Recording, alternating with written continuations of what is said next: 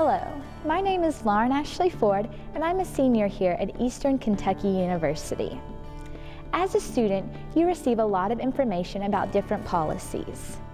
One policy that is very important that you might be unaware of is the academic integrity policy. This is important because a violation could affect your academic career as well as future job opportunities.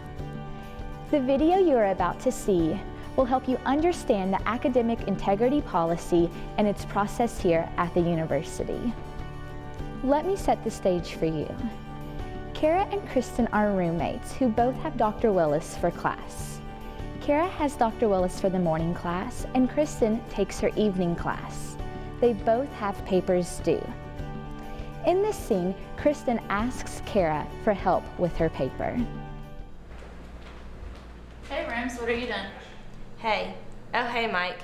I don't know what to do. This assignment's due tonight, and it's a lot harder than I expected. I thought I could knock it out in a couple of hours. Did you have to do Chapter 3 for Dr. Willis's class? Yeah, once you get it organized, it's not too bad. I turned mine in this morning, but I can help you so you at least have the part for tonight. Let's see. This is what really confuses me. Yeah, if you take that, it will help you with that. Hey, we have the game, so we have to go. So. Okay, I have to take him to his flag football game. Oh no, do you think you could leave a copy of your paper so I could get some ideas from it? I didn't print it off, but it is on my computer. I'll let you look at it. Just make sure you save it again and then recharge it once you're done. Awesome, thanks. I'm just so nervous because I had no idea it was going to be this hard. I'll make sure to save it and plug it in. Okay. It's on my desktop. There you go. All right, we're gonna go. I'll be back later, but I'm sure you'll pick a great topic. Thanks. See ya. Goodbye. Bye.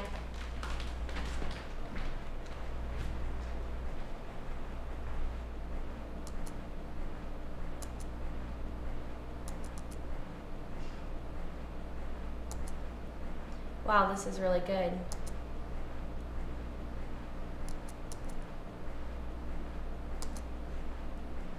There's no way I can do this. Well, Kara's class was at 8 a.m.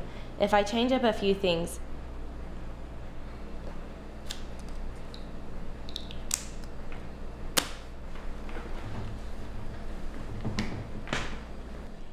Kara and Kristen turned their papers into Dr. Willis last week.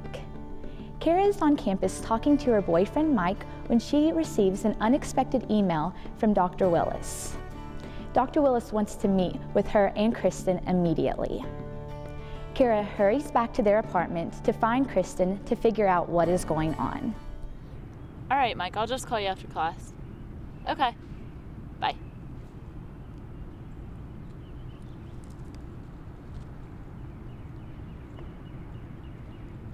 What the? Hey, did you get that email from Dr. Willis? What's going on? I'm so sorry. I used parts of your paper in mine. You did what? I got all panicky and I didn't think Dr. Willis would notice. I didn't think she read through them all the ways anyway, and we're in 2 different classes.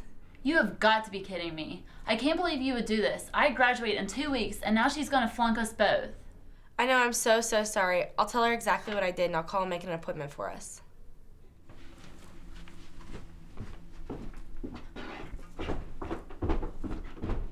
Kara is definitely upset about what Kristen has done.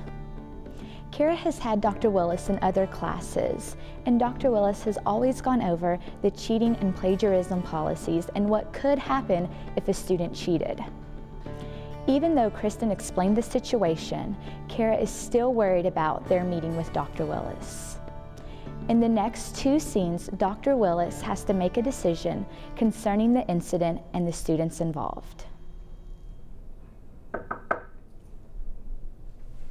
Oh, hi. I was expecting you. Come on in. And have a seat. Kara, before you sit down, would you pull that door too, please? Thank you. I'm guessing that you both have some idea about why I've asked you to come in here for this meeting. The papers that you've submitted for my class contain entirely too many similarities for me to regard them as merely coincidental. So I'd like to give you some opportunity to explain how this has occurred. It's all my fault. Kara had nothing to do with it. I just asked her to use her paper so I could get some ideas, and then I ended up taking parts of it and putting it in my own. She didn't even know about it. Is this the explanation you have? Well, I just gave her my computer so she could see the setup of the paper, and then I had to leave to take my boyfriend to flag football. I had no idea that she was going to put my paper into hers. Well, that sounds like a plausible explanation to me. In that case, Kira, I think I can let you go. Okay. But I'm going to need to talk some more with you. Let's pause for a moment. You just saw somebody escape. However, it doesn't always happen like that. Let's see how it could have turned out. Kara, I know that in your view you haven't done anything wrong. You didn't give Kristen your work so that she could copy it, and you were unaware that she intended to copy it. However, the university academic integrity policy considers cheating to be giving assistance to a student on academic work in a way that's not authorized by the instructor. Were you aware of that? And it further considers cheating as providing collaboration on academic work in a way that's not authorized by the instructor. So that you understand that she couldn't have copied your work without your participation, and that she wouldn't have been able to cheat if you hadn't helped her by giving her your work. Let me read you a sentence from the academic integrity policy. It states, anyone who knowingly assists in any form of academic dishonesty shall be considered as responsible as the student who accepts such assistance and shall be subject to the same sanctions. Therefore, you will receive the same sanctions as Kristen. So, when a student asks you to help with academic work in a way that is not authorized by the professor, that student is asking you to cheat, and you can be punished just as severely as the student who does the copying. A person who would expose you to such penalties is not your friend. Now we will see how Dr. Willis's decision affects Kristen. Well, Kristen, you've done the right thing to accept responsibility for what you've done, but you've committed a serious violation of university policy, and therefore there's some sanctions that are going to be applied. My decision has been to give you an F on the assignment that you've copied, and also to cap your grade in the course at a C, so that no matter your grades up to this time, nor what you complete during the rest of the semester, the highest grade you can receive in the course will be a C. Now, you do have a right to appeal these sanctions if you choose, but let me tell you what accepting them would involve. There would be a form that you would sign accepting the sanctions, and this form would go on file in the Office of Student Rights and Responsibilities. It would stay there for 5 years. Should you choose to waive your confidentiality to that file, then an employer or an academic program might examine that, but there will be no permanent record of this violation on your academic transcript, assuming that you do not repeat the offense. I completely understand. I'm so sorry. I wish I could take it back, and I know I made a huge mistake and it'll never happen again. If you agree to accept these sanctions, then here's a form, and this is what you sign, and this is what goes on file in the Office of Student Rights and Responsibilities.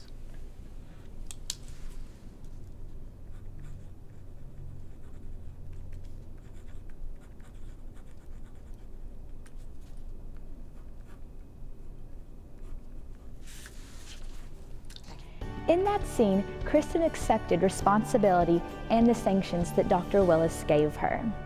But Kristen also had the choice not to accept the sanctions. Kristen, if you should choose to accept these sanctions, then you would sign this form right here, and this is what would go on file in the Office of Student Rights and Responsibilities. I just don't think I'm going to be able to accept this. I don't think that it's fair. I've worked really hard, and even if I aced the final, the highest grade I would be able to get as a D in the class. And I'm trying to get in the education program, and I just don't think that my whole future should be dictated by one mistake. And I think that I should have an opportunity to redo this since it was my first mistake. Well, I understand how you feel, and I regret very much that this has happened. But I'm going to hold to that decision. So let me explain to you what happens next. You will sign the form to indicate that you do not accept the sanctions. The form is again forwarded to the Office of Student Rights and Responsibilities, and then they will contact you by email to set up an appointment with you with Dr. Christensen, who will hear your reasons.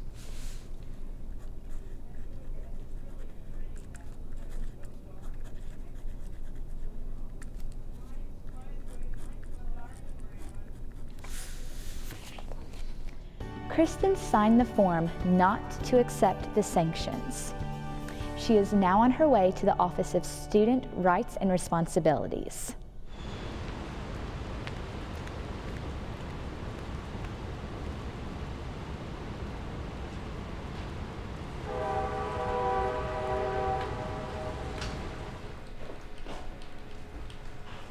Hello, may I help you? I'm here for an appointment with Dr. Christensen.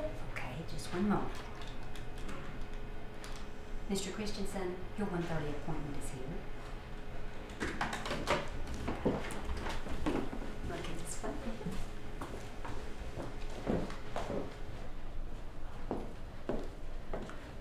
Bert, this is your 1:30 appointment, Kristen Hopkins. Hi. Hello, Kristen. How are you? Nice to meet you. Why don't you sit right here? Thank you. Well, Kristen, I'm sure you understand why you're here today. Is that right? I met with Dr. Willis, and I was caught cheating, and I think that the sanction she gave me is too harsh. Okay, and I see that you've elected to appeal the sanction that she's imposed upon you. Okay, well, let's talk about that. Tell me how things happened from your point of view so we can help you moving forward with this appeal. Right. I'm trying to get into the education program, and I just don't want this to dictate the rest of my future. So your concern is that if you accept this sanction, that it will cause you difficulty in your additional college career. Exactly. Well, let's talk about how the process will go from here. Once you've confirmed here that you want to continue this appeal, then we'll have our secretary, Rella, will contact you, contact Dr. Willis, and contact the dean of your college to arrange for a hearing panel. The members of the panel will be 5 people. 2 of them will be students from your college, and 3 of them will be faculty members. 1 will be a faculty member from the department where this incident occurred, and the other 2 will be members of the college at large. Now, some students think that it's not fair to have only 2 students and 3 faculty members on the panel, but it's important for you to understand that in my experience, the students are the hanging judges here. It's going to be more difficult for you to persuade the students that you should be excused from this sanction than it will be the faculty members. The faculty members don't like to punish students. Students are less lenient. So once that panel is identified, then we'll work out a date that is mutually agreeable for all members of the panel. That will be those 5 people that I mentioned, plus you, plus Dr. Willis, plus myself. I will be there as well. And then that hearing should take about an hour. At that hearing, your job isn't to present a defense as you would in court, and it isn't Dr. Willis's responsibility to prosecute. You both are simply witnesses. Dr. Willis will say, here's what I think happened, and here's the evidence that I have to present to show that it happened. And you will say the same thing. You will say, this is what happened from my point of view, and here's my response to the sanction that's imposed. After that is completed, the panel will have an opportunity to ask both of you questions, and then both you and Dr. Willis will be excused for the day, and then the panel will deliberate.